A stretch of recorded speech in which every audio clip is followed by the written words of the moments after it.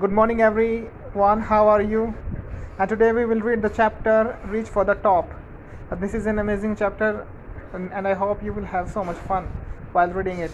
Okay, guys, so let's get started without wasting the time. The only woman in the world who has scaled Mount Everest twice was born in society where the birth of a son was regarded as a blessing, and a daughter, though not considered a curse, was not generally welcome. When her mother was expecting Santosh, a traveling holy man, giving her his blessing, assumed that she wanted a son, but to everyone's surprise, the unborn child's grandmother, who was standing close by, told him that they did not want a son.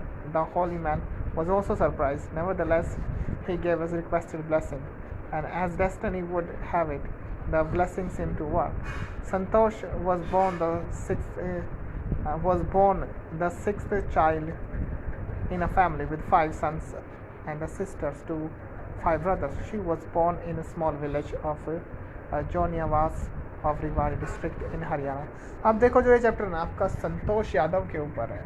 ठीक है, संतोष यादव के बारे में आपको बता देता हूँ. ये वो औरत है जिसने, ये वो लेडी है जिसने माउंट एवरेस्ट को 2 बार फतेह किया, 2 बार इसलिए माउंट एवरेस्ट पर चढ़ी है, और ये हरियाणा के रेवाड़ी से हैं. ठीक है, और एक दिन क्या हुआ कि जब संतोष पेट में थी तो एक बाबा जी आए और ब्लेसिंग देने लगे कि तुम्हें लड़का होगा. ठीक है, लड़के की ब्लेसिंग देने लगे. तो इसकी दादी भी वहीं पे खड़ी थी. तो इसकी दादी ने साफ साफ मना कर दिया कि हमें लड़का नहीं चाहिए. ठीक है, तो थोड़ा सा वो भी हैरान हुआ, जो बाबा थे वो भी थोड़ा हैरान हुए. तो उन्होंने जो ब्लेसिंग उन्होंने चाहिए उन्होंने जो उस बाबा ने दे दी, और वो ब्लेसिंग काम भी कर गई. अब देखो कैसे काम किया. The girl was given the name Santosh, which means contentment. But Santosh was not always content with her place in a traditional way of life. She began living life on her own terms from the start. Where other girls wore traditional Indian dresses, Santosh preferred shorts. Looking back, so looking where she says now, and from the very beginning, I was quite determined that if I chose a correct and rational path, the others around me had to change, not me. तो वो संतोष का मतलब होता है कि संतोष मतलब containment. ठीक है, तो कंटेंटमेंट तो संतोष के जीवन में संतोष तो था ही नहीं. ठीक है, क्योंकि ऐसी बात नहीं कि उसकी ज़िंदगी में बहुत सारी प्रॉब्लम्स थी. तो ये था कि वो अपनी ज़िंदगी को अपनी शर्तों के हिसाब से जीना चाहती थी, जबकि दूसरी लड़कियां सूट सलवार पहनती थी, और ये शॉर्ट्स पहनती थी, छोटे कपड़े पहनती थी. ठीक है, अगर ये कहते हैं कि अगर किसी को बदलना है तो वो है समाज को, मैं नहीं बदलूँगी.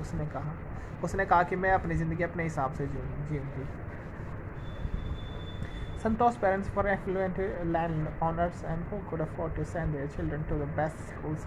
He went to the country's capital, New Delhi, which was quite close by, but in line with the prevailing custom in the family, Santosh had to make do with the local village school. So she decided to fight the system in her own quiet way.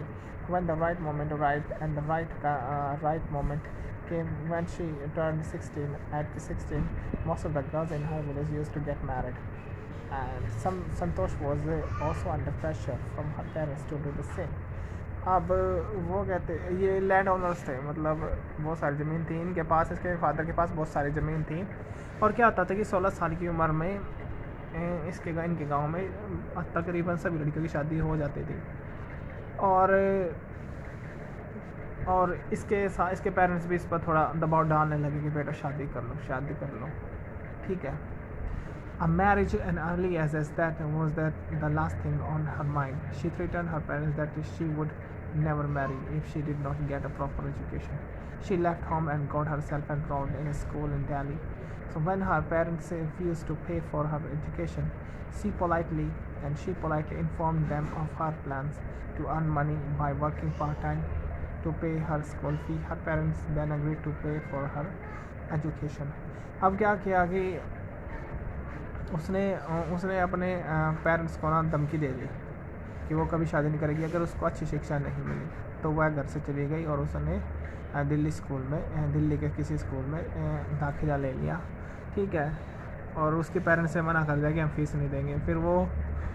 फिर उसने अपने parents को प्यार से बताया कि उसने एक अपना काम शुरू कर दिया, पार्ट टाइम जॉब शुरू कर दिया अपने स्कूल की फ़ीस देने के लिए। फिर उसके पेरेंट्स ने फ़ीस देने के लिए जो उसके पेरेंट्स हैं वो राज़ी हो गए।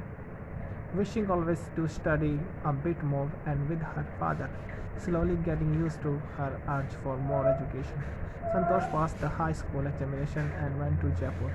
She joined Maharani College and got a room in Kasturba Hostel. Santosh, Santosh remembers Kasturba Hostel faced the Aravali Hills, and I used to watch villages from uh, from my room, going up the hill and vanishing after a while. One day I decided to check it out myself. I found nobody except a few mountaineers. I asked if I could join them. To my pleasant surprise, they answered in affirmative and motivated me to climbing. to take to climbing. अब क्या हुआ कि उसने high school पास करने के बाद दिल्ली से वह जयपुर चली गई। उन्होंने महारानी कॉलेज में एडमिशन ले लिया और वो कस्तूरबा हॉस्टल में रहने लगी। कस्तूरबा हॉस्टल में इसको कमरा मिल गया। और जो कस्तूरबा हॉस्टल है उसके सामने अरावली हिल्स थी, ठीक है। तो वो देखते थे कि जो पहाड़ पर जाने वाले लोग होते हैं तो वो थोड़ा दूर जाकर वो गायब हो जाते हैं, ठीक है। तो इस चीज़ ने उसको एक्साइटेड कर दिया। अब वो क्लाइंबिंग के बारे में सोचने लगी, अब वो हायर एजुकेशन के बारे में भी सोचने लगी, ठीक है। और उसने देखा तो उन्होंने पूछा, कुछ लोगों को देखा तो वहाँ पर उसने ये पूछा कि मैं भी करूँ क्या। तो फिर उनका आंसर था कि हाँ तुम भी करो ना इसको, तुम भी चढ़ो पहाड़ों पर, ठीक है, हमारे साथ, ठीक है। तो क्लास आज के लिए इतना ही, बाकी का चैप्टर हम अगले वीडियो में करेंगे। Thank you so much.